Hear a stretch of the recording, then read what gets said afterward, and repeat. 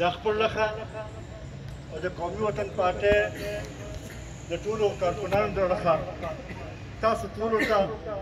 په 10 یوم تاسیس باندې مبارکي درکوم او دا تمه لرمه دا یقین لرمه چې څنګه چې دې 10 کاله کې تاسو محنت کړې دی او دا پارټي نوره مستحکم کړې ده پارټي چې ده مضبوطه کړې ده دغه شانتې به دا خپل سلسله به موږ جاري ساتو به او انشاءالله دا به ثابتوو به چې قومي وطن پارټۍ د دې صوبې چې دی هغه ټولو کې مضبوطه پارټي سوپرني جوړ شوی پر یو باران کېږي زه په دې موقع باندې چې یو طرف ته د خپل یوت ملګري وګورم بل خواته خپل زاړه د پارټۍ کارکونان ووینم او بیا ورسره نوې ملګري ووینم نو دا موږ لپاره ډېر د خوشحالۍ خبره ده چې رز تر رزه په قومي وطن پارټۍ کې شمولیتونه هم روان دي او انشاءالله هغه وخت به لرې نه وي چې د شهید وطن حیات محمد خان شیرپا هغه میچن دی عزتمندو په دې 10 کاله کې مختلف مراحل موږ تېر شو حکومتونه موږ ولیدل اپوزیشن هم موږ ولیده د اسمبلو نه بهر پاتې کېدل هم موږ ولیدل خو په دې یو خبرې باندې زه فخر کوم چې داسې ملګري راسره دي داسې کارکنان راسره دي داسې مشران راسره دي داسې ځوانان راسره دي چې هغوی خپله نظریه اخیستلې ده خپل سوچ او خپل فکر یې اخیستلی دی خو د وخت سختۍ چې دي هغه یې برداشت کړي دي مختلف قسمه حربې چې دي د هغې جواب یې ورکړی دی او خپل نظریه خپل سوچ او فکر یې مخکې بوتلی دی ستاسو په شانتې کارکنانو باندې ماته فخر دی چې ستاسو په شانتې ملګري موږ سره وي چې انشاءالله زنده‌باد عزتمندو ما نه مخکې شاه صاحب هم خبرې وکړې او هاشم رضا خان هم خبرې وکړې شکیل خان هم خبرې وکړې که موږ وګورو نو د تېر یو څو کالو کې یو خبره چې ده په دې باندې زما خیر اوس هر څوک متفق دي چې زمونږ د دې ملک د مسایلو حل چې دی هغه په جمهوریت کې د کنټرول ډیموکراسي راوستلو یو کوشش وشو خو د هغې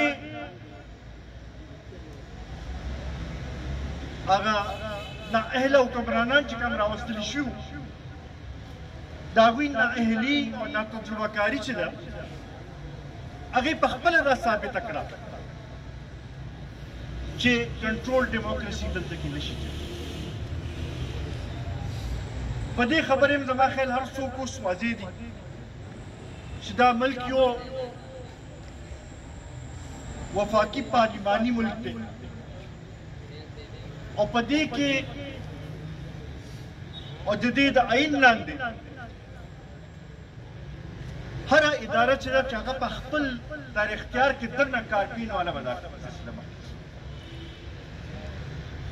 بیا ورسره زما خیال دا خبره هم ثابته شوه چې څو پورې په وفاق کې ټولې اکایانې یو ځای موږ ونه چلو او په هغې وفاق کې دننه ټولو قومونو له خپل حق ورنه کړو نو هغې پورې دا ملک ترقي نه شي نن زما خیال په دې خبرې هم هر څوک واضح دي چې څو پورې دا ملک یو فلاحي ریاست صحیح نه جوړ شوی نو دا ملک ترقي نه شي کولی کمی چې د ماضي غلطۍ وي غلط پالیسۍ وي د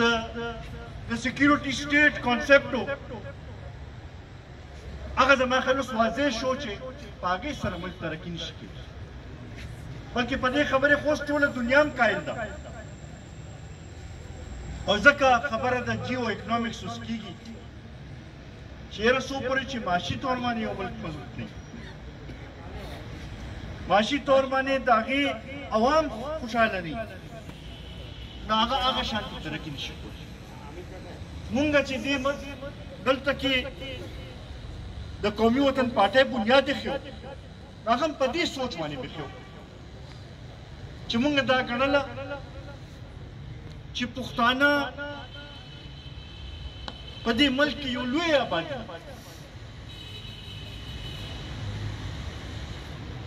وسایلو سره شته صلاحیت پکې شته خو چې څو پورې ورته پوره حق نه میلاو شوی نو هغه شانتې به دا ملک په ټول ترقي نشي کولی کوم سوچ چې و چې مضبوط مرکز مضبوط پاکستان هغه اوس غلط ثابت شوی څو پورې چې صوبې مضبوطې نشي څو پورې چې د دې خلک مضبوط نشي دا ټول ملک هغه شانتې ترقي نشي کولی نن هاشم رضا خان خبر وکړه مونږ تیل پیدا کوو 50,000 ملین بیرل د ورځې زما خیال زمونږ د ټولې صوبې ضرورت چې دی هغه 50,000 بیرل دی مونږ ګیس پیدا کوو څه 500 MMCFD د ورځې زمونږ د ټولې صوبې ضرورت 200 MMCFD بجلی مونږ تقریبا 2800 میگاواټ بجلی پیدا کوو زمونږ د صوبې ضرورت 1800 نه دی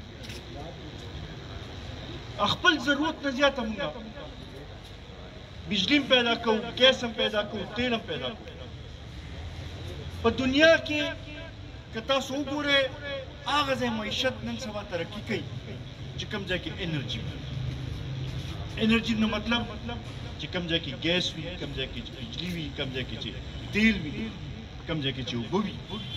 معدني ذخایر مونږ هغه ټول د خپل ضرورت نه زیات مونږ سره شته خو د هغې فایده نور خلکو ته رسي زمونږ ګیس زمونږ بجلی زمونږ تیل د هغې فایده د نورو صوبو خلکو ته رسي او زمونږ خلک همداسې ناست دي د خپل ضرورت نه زیات ګیس پیدا کوو خو ګیس لوډ شیډینګ هم زمونږ صوبې کې ټولو کې زیات کېږي په دې پېښور ښار کې چې د ګیس کم مسایل دي پکار خو نه وه چې دا وي بجلی چې مونږ د خپل ضرورت نه زیات پیدا کوو پکار خو نه وه چې دلته کې اوس لوډ شیډینګ وي بیا سره مونږ چې کومه بجلی پیدا کوو ارزانه بجلی پیدا کوو رامانې خرڅولي کېږي ګرانه بجلی دا ټول هغه څیزونه دي چې د هغې لپاره مونږ د قومي وطن پارټۍ بنیاد کېښودلو چې مونږ دا وګڼله چې د پښتنو صحیح اواز ضرورت دی د پښتنو صحیح د حقوقو لپاره جدوجہد کولو ضرورت دی او انشاءالله دا زما یقین دی چې ستاسو مرسته را سره وي ستاسو همت را سره وي ستاسو جدوجہد را سره وي نو انشاءالله هغه ورځ لرې نه ده چې راپاسو به انشاءالله عزتمندو نن چې څه حالات روان دي زما خیال هغه ډرامې هغه دغه چې دی هغه ورو ورو اوس ډراپ شین کېدو والي 9 کاله نه مونږ په دې صوبې کې دا پارټي دلته کې اقتدار کې وه زما خیال په دې 9 کالو کې یو خپل واده هم ساتلی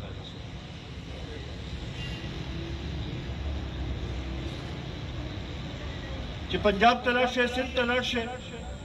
نو داسې یو تاثر یې جوړ کړی چې یاره د خیبر پښتونخوا کې خو ټول مسایل حل شوي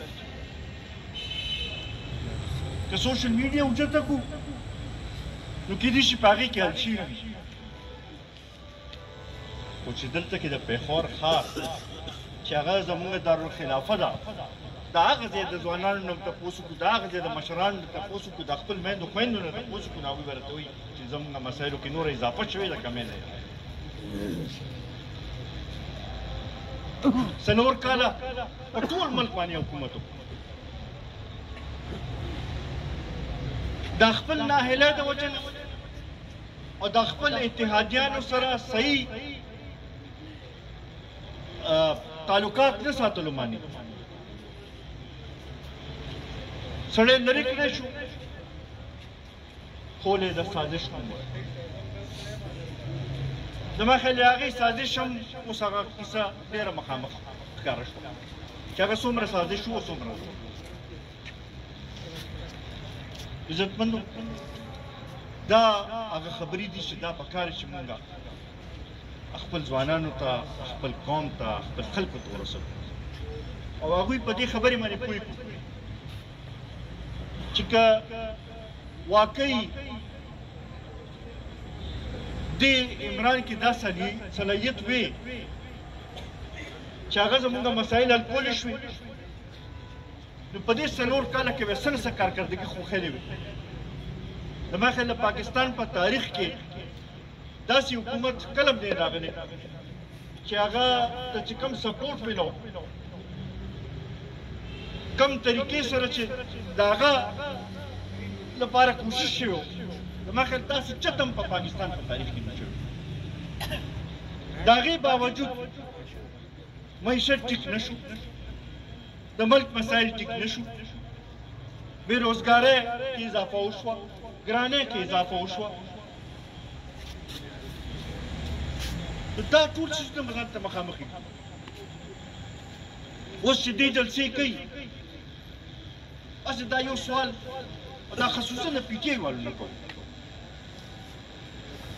چې دومره جلسې د وکړې په ګنټو ګنټو تقریرونه یې وکړل آیا په هغې کې 15 منټه چاته خپل کارکردګي بیان کړې ده چې ما زه چې کله وزیر اعظم ما دا کړي دي ما دې قوم لپاره دا کړي دي یا دا مې کړي دي خو چې خبره شروع شي فلانی غل دی فلانی غدار دی الزامات په خلکو باندې لګول بای ته خپله کارکردګي وښایه دې قوم نن دغه سوچ پکار دی چې خلک په دې باندې سوچ وکړي زموږ د صوبې مثال چې دی زما خیال ټولو لپاره یو دغه دی چې هغه دې وګوري چې 9 کاله کې دلته کې څه وشو حالت دې ته راغلی دی چې 13 میاشته تنخواه یې نه شو نن به تاسو کتلي چې نن بیا دغه دی چې یاره مونږ مالي او معاشي بحران شکار یو نو کټ به لګوو دغه چې دی ترقیاتي بجټ باندې به کټ لګو دلته زما بلیاتي نمایندګان رونه ناست دي 9 میاشتې وشوې چې الیکشن شوی دی آیا یو روپۍ فنډو ته ملو شو اختر حسین څه شو فنډ ملو شوی تاسو ته څو میاشتې وشوې نه نه پکې دا صرف خبره وکړه چې تنخواګانې به څه ورکوي پکار خدا ده چې تاسو مخکې د ترقیاتي بجټ خبره وکړئ چې دې خلکو دې کونسلرانو صاحبانو له دې چیرمنانو صاحبانو له ووټ ورکړی دی د هغوی نه تمې دي اول د هغې بندوبست وکړئ بیا به د تنخواګانو نور دغه سره ګوري دغه شانتې نور ډېر مسایل دي دې صوبې عزتمندو د قومي وطن پارټۍ سره دا یو زه به ووایم چې یو دغه دی چې موږ سره قیادت هم شته او داسې قیادت شته چې هغه په دې مسایلو باندې پوهېږي او هغوی خیلی ده د خپل کردار په ذریعه ښیلې ده چې هغوی دا مسایل حل کولی شي. بیا موږ سره سوچ هم شته او ټولو کې زیات ستاسو په شان ښه ملګري ناست شته. نو انشاءالله راپاسو به د دې صوبې ټول خلک به په دې خبرې باندې پوهیو او بیا خاص کر خصوصا څنګه چې فیاض علي شاه صاحب وایي چې سب سے پہلے پشاور چونکې دا زموږ دارالخلافه ده نو دې له به توجه ورکوو به دې له به توجه ورکوو او انشاءالله دلته چې پارټي مضبوطه شي نو انشاءالله ټولې صوبې کې به مضبوطېږي.